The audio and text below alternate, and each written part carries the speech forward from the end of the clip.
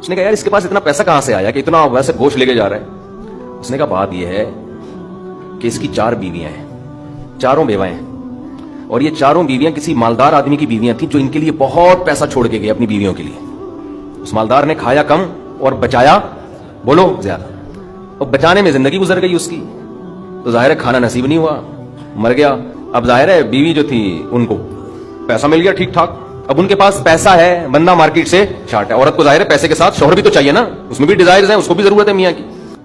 تو یہ دوسرے کے پیسے پر ان کی بیویوں سے شادی بھی کی ہوئی ہے اور اس دوسرے کے پیسے پر کھا بھی رہا ہے، اس لیے یہ 10 کلو گوشت لے کے جاتا ہے۔ اس نے فوراً کہا میرے لیے بھی 10 کلو بنا دے، میں نہیں چاہتا میرے مرنے کے بعد میرا ہوا بچا پیسہ کوئی اور بے غیرت استعمال کرے معذرت کے ساتھ۔ ابے پہلے خود تو کھاؤ، اس وقت جو تمہاری حاضر سروس بیوی ہے، بولو تم جب تک میری بیوی ہو تو کھاؤ، ٹھیک ہے نا، تم بھی کھاؤ میں بھی کھاؤں گا۔